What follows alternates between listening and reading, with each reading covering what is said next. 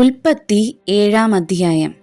അനന്തരം യഹോവ നോഹയോട് കൽപ്പിച്ചതെന്തെന്നാൽ, നീയും സർവ്വകുടുംബവുമായി പെട്ടകത്തിൽ കടക്ക. ഞാൻ നിന്നെ ഈ തലമുറയിൽ എൻ്റെ മുമ്പാകെ നീതിമാനായി കണ്ടിരിക്കുന്നു. ശുദ്ധിയുള്ള സകല മൃഗങ്ങളിൽ നിന്നും ആണും പെണ്ണുമായി 7 ശുദ്ധിയില്ലാത്ത മൃഗങ്ങളിൽ നിന്നും ആണും പെണ്ണുമായി ഈ 2, ആകാശത്തിലെ പറവകളിൽ നിന്നും പൂവനും പിടയുമായി 7 ഭൂമിയിലൊക്കെയും സന്തതി ശേഷിച്ചിരിക്കേണ്ടതിന് നീ ചേർത്തുകൊള്ളേണം. ഇനി 7 ദിവസം കഴിഞ്ഞിട്ട് ഞാൻ ഭൂമിയിൽ 40 രാവും 40 പകലും മഴ പെയ്യിക്കും. ഞാൻ ഉണ്ടാക്കിയിട്ടുള്ള സകല ജീവജാലങ്ങളെയും ഭൂമിയിൽ നിന്ന് നശിപ്പിക്കും. യഹോവ തന്നോട് കൽപ്പിച്ച പ്രകാരമൊക്കെയും നോഹ ചെയ്തു. ഭൂമിയിൽ ജലപ്രളയം ഉണ്ടായപ്പോൾ നോഹയ്ക്ക് 600 വയസ്സായിരുന്നു.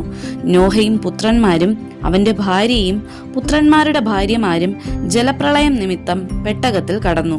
ശുദ്ധിയുള്ള മൃഗങ്ങളിൽ നിന്നും ശുദ്ധിയില്ലാത്ത മൃഗങ്ങളിൽ നിന്നും പറവകളിൽ നിന്നും ഭൂമിയിലുള്ള ഇഴജാതിയിൽ നിന്നൊക്കെയും ദൈവം നോഹയോട് കൽപ്പിച്ച പ്രകാരം 2 ആണും പെണ്ണുമായി നോഹയുടെ അടുക്കൽ വന്നു പെട്ടകത്തിൽ കടന്നു. 7 ദിവസം കഴിഞ്ഞ ശേഷം ഭൂമിയിൽ ജലപ്രളയം തുടങ്ങി. നോഹയുടെ ആയുസ്സിന്റെ 600-ാം സംവത്സരത്തിൽ 2-ാം മാസം 17-ാം തീയതി അന്നു തന്നെ ആഴിയുടെ ഉറവുകളൊക്കെയും പിളർന്നു.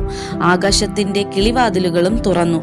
40 രാവും 40 പകലും ഭൂമിയിൽ മഴ പെയ്തു. അന്നു തന്നെ നോഹയും നോഹയുടെ പുത്രന്മാരായ ഷേമും ഹാമും യാഫേത്തും നോഹയുടെ ഭാര്യയും അവന്റെ പുത്രന്മാരുടെ 3 ഭാര്യമാരും പെട്ടകത്തിൽ കടന്നു. അവരും അതതുതരം കാട്ടുമൃഗങ്ങളും അതതുതരം കന്നുകാലികളും നിലത്തിഴയുന്ന അതതുതരം ഇഴജാതിയും അതതുതരം പറവകളും അതതുതരം പക്ഷികളും തന്നെ. ജീവശ്വാസമുള്ള സർവ്വജഡത്തിൽ നിന്നും 2 നോഹയുടെ അടുക്കൽ വന്ന് പെട്ടകത്തിൽ കടന്നു.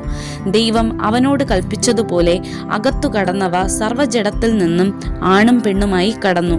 യഹോവ വാതിലടച്ചു. ഭൂമിയിൽ 40 ദിവസം ജലപ്രളയം ഉണ്ടായി. വെള്ളം വർദ്ധിച്ചു. പെട്ടകം പൊങ്ങി നിലത്തുനിന്ന് ഉയർന്നു. വെള്ളം പൊങ്ങി ഭൂമിയിൽ ഏറ്റവും പെരുകി. പെട്ടകം വെള്ളത്തിൽ ഒഴുകി തുടങ്ങി. വെള്ളം ഭൂമിയിൽ അത്യധികം പൊങ്ങി ആകാശത്തിന് കിഴങ്ങുമുള്ള ഉയർന്ന പർവ്വതങ്ങളൊക്കെയും മൂടിപ്പോയി. പർവ്വതങ്ങൾ മൂടുവാൻ തക്കവണ്ണം വെള്ളം 15 മുഴം അവയ്ക്കുമീതെ പൊങ്ങി. പറവകളും കന്നുകാലികളും കാട്ടുമൃഗങ്ങളും നിലത്തിഴയുന്ന എല്ലാ ഇഴജാതിയുമായി ഭൂചരജടമൊക്കെയും സകല മനുഷ്യരും ചത്തുപോയി. കരയിലുള്ള സകലത്തിലും മൂക്കിൽ ജീവശ്വാസമുള്ളതൊക്കെയും ചത്തു. ഭൂമിയിൽ മനുഷ്യനും മൃഗങ്ങളും ഇഴജാതിയും ആകാശത്തിലെ പറവകളുമായി ഭൂമിയിൽ ഉണ്ടായിരുന്ന സകല ജീവജാലങ്ങളും നശിച്ചുപോയി. അവ ഭൂമിയിൽ നിന്ന് നശിച്ചുപോയി.